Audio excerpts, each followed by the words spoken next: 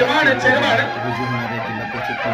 सन्माननीय बाळासाहेबजी पाटील साहेबांचं या ठिकाणी शुभागमन होत आहे। राष्ट्रवादी शरदचंद्र पवार काँग्रेस पक्षाचे अधिकृत उमेदवार संग्रामसिंह जयवंतराव पाटील, संगीता संजय चव्हाण यांच्या प्रचारार्थ उमरद येथे सभेचे आयोजन करण्यात यावेळी माननीय माजी पालकमंत्री आणि सहकार पणन मंत्री माननीय बाळासाहेब पाटील हे या ठिकाणी आले होते।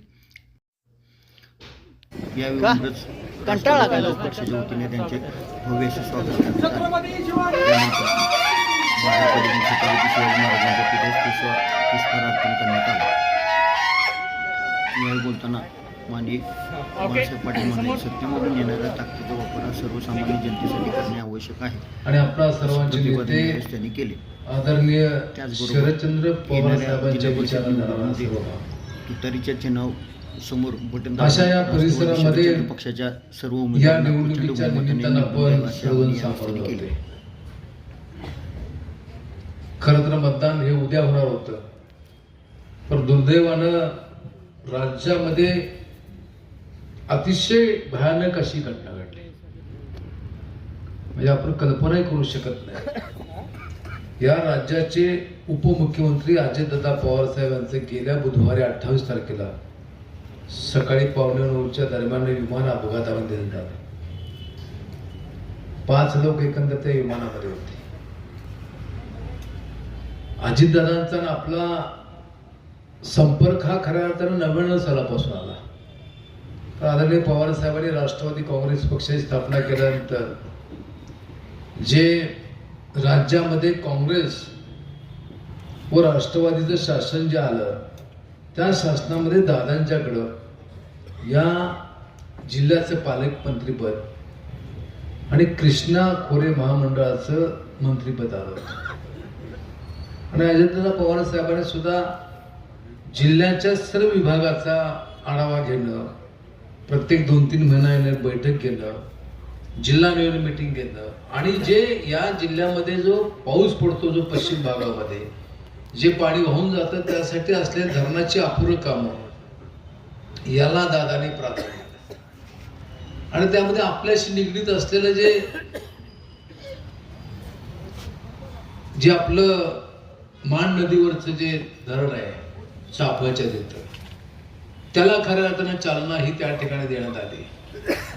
त्या धरणामुळे काय घडलं की खालच्या चरेगाव कंत्रवाडी खाली शिवड्यापर्यंतच्या सर्व लोकांना किमान उन्हाळ्यामध्ये पाणी सातत्याने मिळतं, कारण हे पाणी खाली जात असताना आपल्या भागातून जातं। तारळी धरणाचा सुद्धा जो प्रश्न आहे, त्या तारळी धरणाच्या प्रश्नासाठी सुद्धा दादांचं फार मोठं सहकार्य लाभलं। आणि त्यामध्ये व्हॉल्व बसल्यामुळे नदी आता चार्ज राहते आणि त्या नदीचं पाणी सुद्धा या भागाला येतं, असं एक दूरदृष्टी असलेलं नेतृत्व आपल्यातून गेला। जिल्हा नियोजनच्या माध्यमातून सुद्धा चांगल्या प्रकारे निधी देण्याची भूमिका होती। त्याचप्रमाणे या गावावर सुद्धा ते माझ्या माहितीवर 2-3 वेळा आले होते, अनेक कार्यक्रमाच्या निमित्त आले होते। आणि इथं एक असं सांगितलं जातं की या छत्रपती शिवाजी महाराजांच्या पुतळ्याला पवारसाहेब आले होते, बरोबर ना? आणि इथून गेल्यानंतर पवारसाहेब हे राज्याचे मुख्यमंत्री झाले। तसं आम्हाला वाटायचं दादा इथून गेल्यानंतर राज्याचे मुख्यमंत्री झाले, कारण तेवढी त्यांच्यामध्ये धमक होती, जिद्द होती, काम करण्यासाठी त्यांचं त्या ठिकाणी अतिशय कष्ट, सकाळी 7 वाजल्यापासून ते कष्ट करायचे। थोडं राजकीय आपले मतभेद आले, आपण पवार साहेबांच्यावर राहिलो, पण त्यांचा आणि माझा हा कधी संघर्ष झाला नाही, किंवा कधी असं काय ते मला म्हणलं की तुम्ही असा निर्णय काय घेता वगैरे, मी तुम्हाला अनेक कामात सहकार्य केलं, असं कधी मला म्हणलेलं। कारण त्यांना माहित होतं की हे शेवटी पवार साहेबांना सोडणार नाहीत। अलीकडे एक प्रक्रिया सुरू होती, त्याच्या खोलात जाण्यामध्ये काय अर्थ नाही। आता ते मीडियामध्ये आपण पाहतोय काय चाललंय, पण त्यातल्या एका घटनेचा मी साक्षीदार आहे। मी आता सगळं झाल्यानंतर बोलीन त्या ठिकाणी त्यावर, ठीक आहे, तो प्रश्न वेगळा आहे। पण दादा आपल्यातून गेले आणि महाराष्ट्राची फार मोठी हानी झाली आहे। महाराष्ट्रामध्ये फुले आंबेडकर शाहू आणि चव्हाण साहेबांच्या विचाराची जोपासना करणारे नेतृत्व आपल्यातून गेलेलं आहे। आज आपण महाराष्ट्रामध्ये बघतो अनेक नेते आहेत, भविष्यामध्ये सुद्धा तयार होतील, पण एवढं जिद्दीनं तडफेनं लोकांसाठी काम करणारं अशा प्रकारचं हे नेतृत्व गेलं। त्यांना मी भावपूर्ण श्रद्धांजली या ठिकाणी अर्पण करतो। या निवडणुका साधारणपणे 3-4 वर्ष उशिरा होत आहेत. कारण राज्यामध्ये असलेल्या भाजप शासनानं बऱ्याच निवडणूक आपण बघितलं, नगरपालिकेचा जवळजवळ 4-5 वर्ष उशिरा निवडणूक लावल्या. या निवडणूक उशिरा लावल्या. विलासराव देशमुख साहेब म्हणायचे की जिल्हा परिषद पंचायत समिती ही कार्यकर्ते निर्माण करण्याची कार्यशाळा आहे. पण या निवडणुका या ना त्या कारणाने पुढे जात होत्या. मग त्याला मान्य हायकोर्टाचे काही निर्देश असतील, आरक्षणाचा मुद्दा असेल, पण शेवटी या निवडणुका लागल्या आणि थोड्या गडबडीत लागल्या. कारण कसं, नगरपालिका झाल्या तोपर्यंत महानगरपालिका लागल्या. असं अपेक्षित होतं की महापालिकेची निवडणूक झाल्यानंतर साधारणपणे एक 10-12 दिवस आपला अवधी मिळेल आणि त्यानंतर निवडणुका लागतील. पण लगेच लागल्या आणि त्यामुळे सगळ्यांची त्या ठिकाणी गडबडी उडली. या मतदारसंघामध्ये सुद्धा हा वरचा जो जिल्हा परिषदचा गट आहे तो ओपन त्या ठिकाणी आला आणि ओपन आल्यामुळं अनेकांनी मागणी ही या ठिकाणी केली आणि साहजिक आहे, शेवटी आपण मागणी तर करायलाच पाहिजे. मागणी अनेकांनी केली पण शेवटी बऱ्याचशा विचारांती त्या ठिकाणी निर्णय घेणं हे क्रमप्राप्त त्या ठिकाणी होतं आणि त्याप्रमाणे आपल्या सर्वांची विचारमणी करून मी निर्णय हा त्या ठिकाणी घेतला. उमेदवार याचा प्रसंग आला तर एकच दिलं त्या ठिकाणी क्रमप्राप्त असतं आणि त्यामुळे न कळत जर आपण बघितलं तर एक मानसिक दबाव फार असतो. कारण प्रत्येक जणाला डावं उजव कोणाला करायचा हा प्रश्न त्या ठिकाणी असतो आणि त्यामुळे इथं मागणी आपले मार्केट कमिटी सदस्य सोमनाथ जाधव यांची मागणी होती, सुधाकर आबांची मागणी होती, आमचे कोर्टीचे दत्तात्रय आबांचे चिरंजीव यांची मागणी त्या ठिकाणी होती. शेवटी सर्वांची विचारमणी करून संग्रामसिंह जयवंतराव जाधव यांची उद्या निषेध करण्यात आली. पलीकडं तळबीड गणामध्ये सुद्धा जयवंतराव मोदींची मागणी होती, आमचे मानकर होते, मिथुन शिंदे होते, संग्राम पवार आमचे त्या ठिकाणी होते, सचिन पवार वाघावचे होते, आमचे पहलवान कृष्ण त्या ठिकाणी होते. सगळ्यांनी मागणी केली होती. पण शेवटी थोडंसं निर्णय घेत असताना विजय मोहितेंची मागणी अंतिम टप्प्यामध्ये आली होती. पण शेवटी आता जयवंतराव नाना अनेक वर्ष काम करतात, सर्वांमध्ये त्यांची निवड ही झाली. पण एक तुम्हाला सांगतो मी अभिमानानं की या सर्व कराड उत्तर मतदारसंघामध्ये ज्यांनी उमेदवारी मागितली, ज्यांना मिळाली नाही त्यांनी कधीही आपल्या विरुद्ध जाऊन निवडणूक लढायचा निर्णय घेतला नाही. याचा मला अभिमान वाटतो. आज ते स्वतः, त्यांचे सर्व कार्यकर्ते, त्यांचे कुटुंबीय हे सर्वजण या प्रक्रियेमध्ये आहेत. हे लोकशाहीमध्ये चांगल्या प्रकारचं लक्षण आहे. आज विरोधी बाजूमध्ये काय चाललंय आपण बघतोय. 1.5 वर्षापूर्वी एक निकाल त्या ठिकाणी झाला की ज्याच्या माध्यमातून सत्ता आली, पण सत्ता एकटी येत नाही. जसं आपण म्हणतो लक्ष्मी एकटी येत नाही, संयम असणं महत्वाचं असतं, सुसूपणा असणं महत्वाचं असतं. मग सत्तेतून एक ठिकाणी जी ताकद येते त्याचा वापर हा सर्वसामान्यांसाठी करणं आवश्यक असतं. मला सुद्धा 25 वर्ष आपण सर्वांनी महाराष्ट्राच्या विधानसभेमध्ये काम करायची संधी दिली. मला चांगल्या प्रकारचं त्या ठिकाणी शेवटी आमदार म्हणल्यानंतर फार ताकद असते. आता दाखवण्यावर अवलंबून आहे. शेवटी कुणाला अडवायचं, कुणाला जिरवायची, कुणावर रेट टाकायचं सगळं असतं. पण आपण चव्हाण समाजाच्या विचारानं जातो आणि जात असताना मी नेहमी म्हणतो, सत्ता तुम्हाला मिळाल्या ना त्याचा वापर तुम्ही सर्वसामान्यांसाठी करा. कारण शेवटी लोक हे लोकप्रतिकडे आशाने येतात. माझे अनेक आमदार सहकार्याने मी सांगायचो, बऱ्याच गप्पा मारताना शेवटी त्यांना मी काय सांगायचो, एक तर आमदार असे होते प्रचंड श्रीमंत होते, ते काय म्हणायचे की काय येत आहे म्हणले आमदार, किती 1-1.5 कोटीचा आमदार निधी काय त्याच्यात आहे, काय मी एवढी कामं करतो तेवढी कामं करतो. मी त्यांना सांगितलं की या राज्यामध्ये एखाद्या नगरीचा नगराध्यक्ष, एखादा महापौर, उपमहापौर हा कुठेही गेला तर त्याच्यापेक्षा आमदाराला रिस्पेक्ट फार असतो. ती सर कुणाला येत नाही, ती सर त्या ठिकाणी येत नाही. आणि राज्यामध्ये एवढी 9.5-10 कोटी जनता आहे, 288 लोकांच्या नशिबी आहे. मग ते आपल्याला मिळालेल्या नशिबानं त्याचा चांगला वापर करा. आज काय परिस्थिती चालल्या या राज्यामध्ये आपण बघतोय की विशेषतः भाजपची जी सत्ता आलेली आहे, भाजपची मंडळी आहेत ही सत्तांध झाले आहेत. काही बोलतात, काही त्या ठिकाणी करतात, नियम कुठले पाळत नाही काही त्या ठिकाणी. आणि प्रशासन सुद्धा काय लपतं काय मला ते काय कळत नाही.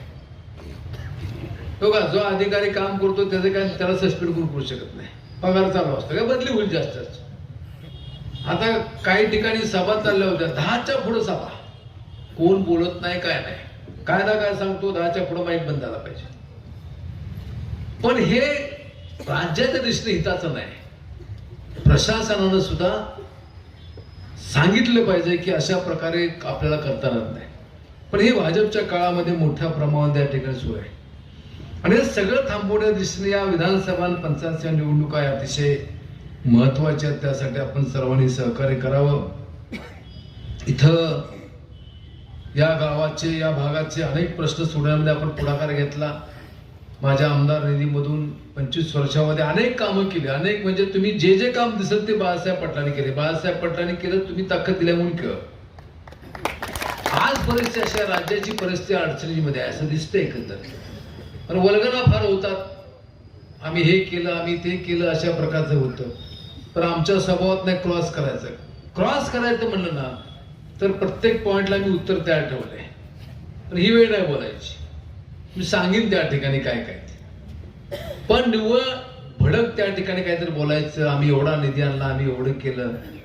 आणि त्याच्यापेक्षा वाईट काय माहितीये का, कायदा काय सांगतो, नगरपालिकेचा निधी नगरपालिका मिळतो, ग्रामपंचायत निधी ग्रामपंचायतला मिळतो, पंचायत समितीचा निधी आहे ना तो पंचायत समिती सदस्य, जिल्हा परिषद सदस्य जो आहे कायद्याप्रमाणे तो मिळतो. मला असं कळलं की काही मंत्री महोदय येतात, सांगतात की जर तुम्ही आम्हाला संधी दिली नाही तर आम्ही तुमचा निधी अडवू. कुठलाही कायदा होईल, कुठलाही कायदा नाही, तो निधी ठरलेला आहे त्या ठिकाणी. पण भीती घालायची. मी काल अशीच शामगावला सभा होती, मोठी सभा झाली. तिथं एक आमदार मोदयांनी सांगितलं, मतदान जर केलं ना मग तुम्हाला पाणी मिळून देणार नाही, विचार करा. ही काय पद्धत आहे? मतं बघणार मी, प्रत्येक गावात किती मतं आली, अरे काय करायचं आहे, लोक ठरवून दिलं काय त्या ठिकाणी. लोकांना अधिकार आहे, एखादी मुद्दा लोकांना पटला नाही मतं दिली. चव्हाण साहेब नेहमी म्हणायचे बेरजेचं राजकारण करा. आणि बेरजेचं राजकारण करण्याची भूमिका घेणं गरजेचं आहे. भाजपच्या काळामध्ये ते दिसत नाही. इथं आता या परिसरामध्ये अनेक प्रश्न उरले. विशेषतः कैलास चव्हाण साहेबांनी आपल्याला एक सह्याद्री सहकारी कारखाना दिला. आदरणीय पी.डी. पाटील साहेबांच्यावर जबाबदारी सोपवण्यात आली. पी.डी. पाटील साहेबांनी सुद्धा भविष्याचा विचार करून हा कारखाना 10,000 टनापर्यंत गेला पाहिजे या भूमिकेतून त्याची कामकाजाला सुरुवात केली. सुरुवातीला 1250 टनाचा कारखाना, टप्प्याटप्प्याने तो पुन्हा त्या ठिकाणी आपण जर बघितलं तर 2,500 झाला, 3.5 झाला, 5 मध्ये काय झालं, पुन्हा 7,500 झाला. 7,500 झाल्यानंतर पुन्हा त्यानंतर काय अडचणी आल्या, कायदेशीर अडचणी म्हणजे की शासन भाजप तो आपल्याला परमिशन मिळालं नाही. पुन्हा 97 घटना दुरुस्तीचा प्रसंग आला, त्या काळामध्ये सुद्धा विस्तार करायला परमिशन मिळालं नाही. पण नीतीच्या मनामध्ये काय होतं, मला काही काळासाठी आदरणीय पवार साहेबांनी राज्याचं सहकार व पुणे विभागाचं मंत्री म्हणून काम करायची संधी दिली. आणि ती संधी देत असताना तिथं माझ्या सहीनं हा प्रस्ताव हा त्या ठिकाणी आपण मंजूर केला. भाजपच्या सुद्धा काळामध्ये मी सुभाषराव देशमुख साहेब मंत्री महोदय असताना प्रयत्न केला. शेवटी मी आमदार होतो, मला कायद्यानं अधिकार होता त्यांना भेटायचं. पण तिथं गेल्यानंतर ते म्हणले की ऊस नाही, कुठं करणार तुम्ही.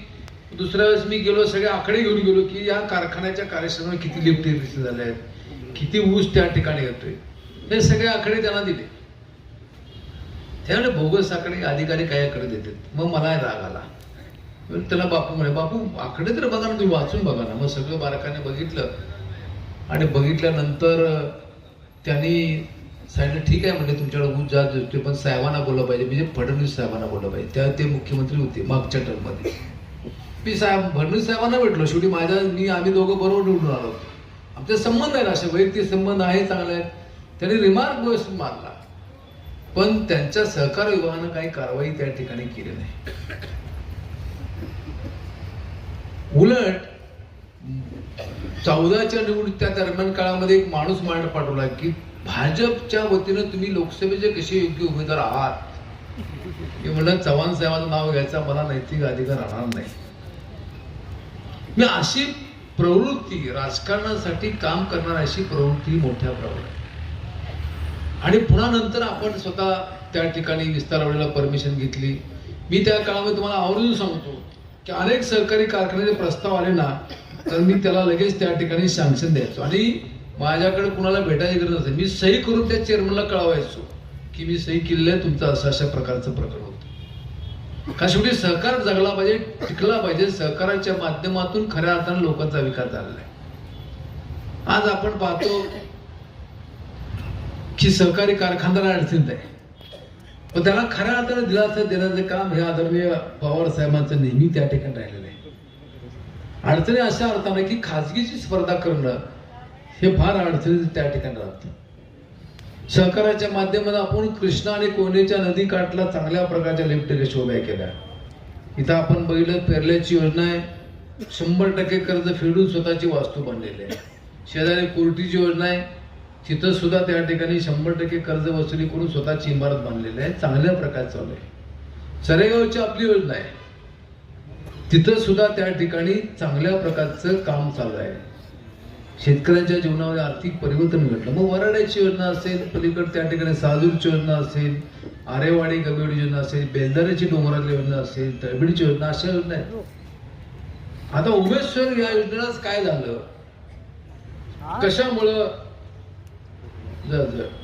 कोपड असेल इथं कशामुळं घडलं हे, तर मिसमॅनेजमेंट झाली. मी अनेक वेळा सांगायचा प्रयत्न केला. तुम्ही म्हणाल तुम्ही काय लक्ष घाला, मी अनेक वेळा सांगायचा प्रयत्न केला.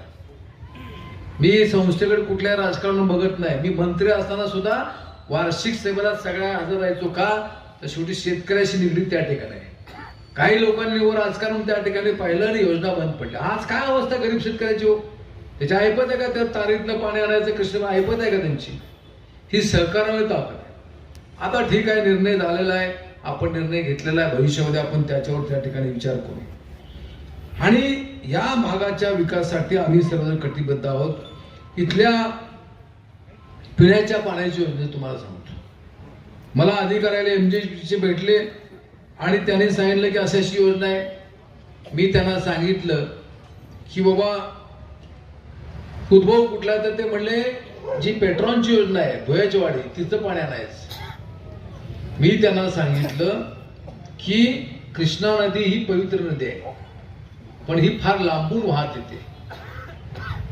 मध्यंतरी गावं मोठ्या प्रमाणात आहेत आणि बऱ्याच ठिकाणी थांबणारं पाणी म्हणजे केटीवर आहेत.